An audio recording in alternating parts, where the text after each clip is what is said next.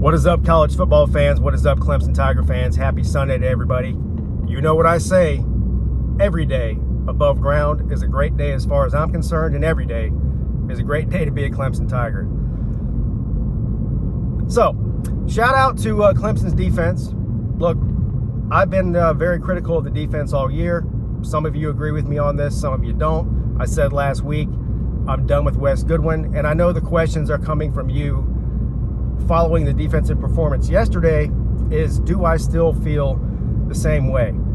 Yeah, I do. Look, do you know who the best, well, I'm not going to say best, that's the wrong word.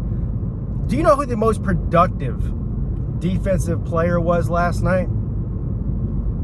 Sammy Brown, true freshman. So they switched from a nickel package to a 4-3, three linebackers.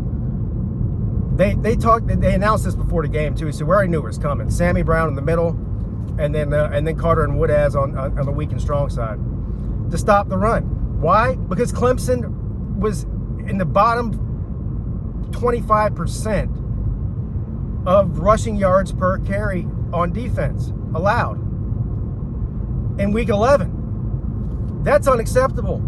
So hey, I'll give you an otter clap or a seal or whichever one of those marine animals claps. But here's my problem with this. Why did it take till week 11 to do this?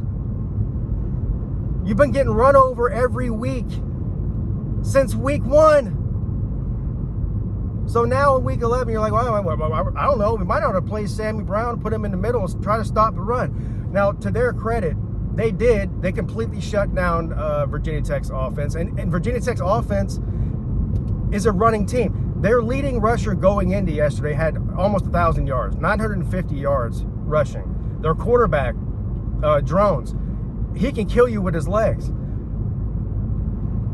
Offensively, in the passing game, Virginia Tech is a below average offense. I think going into this game that Drones had 1,400 yards, 10 touchdowns, and 5 interceptions. I mean, that's like DJ Uiagalelei type numbers there. So look, they're not a great offense, and Clemson exposed them. But I'm trying to be happy about the defensive performance, but Virginia Tech's offense is terrible to begin with. So look, I'll give them their credit as far as that's concerned. But let's talk about the real problems. And I'm happy about. Do I seem happy to you? I'm happy that Clemson won by multiple scores on the road, covered the spread, the whole thing. That's great. Still alive in the ACC. Miami lost. Shout out to Miami. Hey, Miami. What's it feel like losing to a bad team? Yeah. Well, now you know. Anyway, where was I at? Oh. Let me talk about the problems now, because there's still problems despite the win. Big problems too. The main problem is the special team. This goes without saying. I mentioned this last week. I've been talking about it all year, actually. But this might be, can somebody name a worse special teams team in the country? Please, somebody help me. There might be one that's worse. There can't be more than two. There's not. How many teams right now in the FBS have had 4 field goals blocked? 2 last week, 1 this week. And another one in another game that I can't remember because the special teams is such a disaster. Do you know how bad your special teams has to be that when you make a field goal, when you're up by 2 scores already in the 4th quarter, you make a field goal, and Dabo Swinney's over there jumping up and down on the sideline like he won the Super Bowl because they made a kick.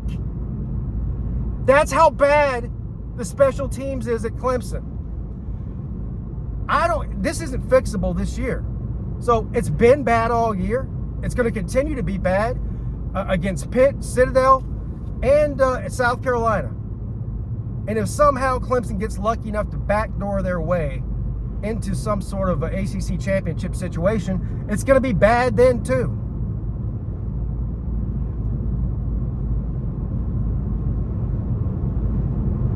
Philmoff is the best player on the offense. Has been all year.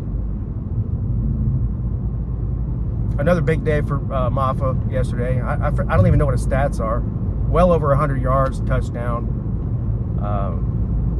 They gave him the ball the proper amount of times, I think. But it's extremely frustrating. Clemson, they didn't get off the bus in the first half. This is the tale of two halves, if you've ever seen one before. They played the same way they played last week against Louisville, carried right over into this game in the first half. Offensively, couldn't do anything right. Special teams couldn't do anything right. I guess the defense did good enough. I mean, they didn't allow a single offensive touchdown for Virginia Tech. And the defense was put in a bad situation as well. But the penalties killed them. Obviously, the block kick that was ran back for a touchdown killed them. Just anytime they got some sort of momentum, the bad interception, and we haven't seen that a lot this year from Klubnik, so I'm not going to pile on him too hard. But man, that was a bad interception. That was something that never should have happened. And what he's been doing for the most part all season is when he gets in those situations where nobody's open, he's running for his life, he'll usually just throw it away and make the right decision. Not last night. I don't know what he was. I know what he was doing. He's trying to make a play, but that was just a terrible decision and a terrible turnover. And that was in the red zone as well. So like, it just, the first half felt like, oh my God, this is what we saw last week. This is what we saw the last 2 years offensively. It just was very disappointing. And then for whatever reason, in the second half, I didn't hold out hope after the way they looked in the first half that the second half was going to look any different. Because now we're going into 5 quarters of the same type of play. And I'm starting to see a trend here. So call me a fake fan or a fair weather fan or whatever you fan police want to label me. I can't keep track of it anymore. But I didn't have faith that Clemson was going to come out there in the second half and all of a sudden put things together. Well, hey, I'm here and very happy to announce, I'm pleased to announce that I was wrong. It's like they flipped a switch. Well, it's like Cade Klubnik flipped a switch. The guy, you can say what you want to about Cade Klubnik. He's had his ups and his downs, obviously. But this guy he's an absolute baller. That touchdown pass on that broken play was one of the best football plays you'll see from a quarterback all year, period. He turned what should have been a 4-yard loss into 6 points. There's very few quarterbacks around the country that could do what he did on that play. Now, again, I'm not giving Cade Klubnik the Heisman or anything because he's not going to get one. That's not the point. But he stepped up in the second half. And the other thing here, if you look at the stats, they're very misleading in this game. The drop passes by receivers, especially in the first half, it's like I said, nothing went right for the Tigers in the first half. Mostly their own fault. Now, there's some officiating issues and all that too, but I'm talking about the team. Either the receiver's open, the ball hits them in the hands, perfect pass, and they drop it, or they're open and Cade Klubnik throws it over the top of their head. Overthrows by Klubnik. Those were the two scenarios that happened throughout the entire first half. I mean, it happens, but the reason I was so pessimistic about it is because it happened for 4 quarters last week, and then we're starting to see it happen again. They came out in the second half and cleaned the majority of that up. So as far as the state of the fan going into week 12 now of the season is I don't really feel much different, ironically enough, than I did last week. I guess I feel a little bit different because we saw Miami get exposed. They've been playing with fire all season. We all know that. I mean, they've had a ton of close games, some controversial calls. Whether you agree or disagree with the calls doesn't matter. They've put themselves in precarious situations all season long against not very good competition, and it finally came up to bite them in the ass yesterday. Of course, Pittsburgh last night. Anyway, I don't feel any differently about where Clemson's headed for the remainder of this season and the postseason than I did after we got blown out by Louisville at home last week. Again, I know this is a pessimistic outlook, but we got to play South Carolina still. I have been doing YouTube videos covering Clemson and all of college football since 2017. There has never been a season that I've been on YouTube, and actually several years before that. I can't prove that because I wasn't on YouTube. There's no video evidence.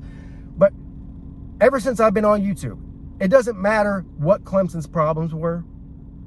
I never picked South Carolina to beat Clemson before the game happened in the past since I've been on YouTube, since 2017. I've always picked Clemson, and I've only been wrong once. This is the first year. Let me try to think. The last time I picked South Carolina to beat Clemson, it had to have been when Steve Spurrier was there. That's how long it's been. I'm picking South Carolina to beat Clemson. I know it's still 3 weeks away. I get that. But I've been watching both these teams all year. And believe me, I hope I'm wrong. I hope that South Carolina does what South Carolina does and can look great and do all the right things and somehow still can't beat Clemson, because Clemson has owned them for 130 years. We all know that. And recently. I hope I'm wrong. But I am not. I'm not stupid enough to watch these two teams all season long and think that Clemson's a better team than South Carolina. They're not. South Carolina's more physical. They seem to be better coached, which is alarming and disappointing. This year's team, that's just the way it is. So I don't think there's very many people that would pick Clemson to beat South Carolina if they played tomorrow. Now, maybe Clemson will go on a roll here the next couple weeks and look like the Clemson that they did against all those terrible teams from week 2 to week 9. That'd be great. But I don't see South Carolina falling off. They might win it the rest of their games. They probably will, including Clemson. Anyway, all right, I'm rambling now. So I feel the same way I did this time last week. But I do want to know what you felt, though. So in the comment section, leave a like, hit the subscribe button, all that good stuff. But I want to know how you felt about this game and where Clemson's at nationally. They're just, to me, the inconsistency offensively, although they have some great moments, the inconsistency defensively, although hopefully they stick with this 4-3 set that they implemented last night. All those things are great, but I still I just don't trust this team this year. I can't. I'm just being honest with you. I don't trust them. It is what it is. All right, everybody. Have a great Sunday. See you later.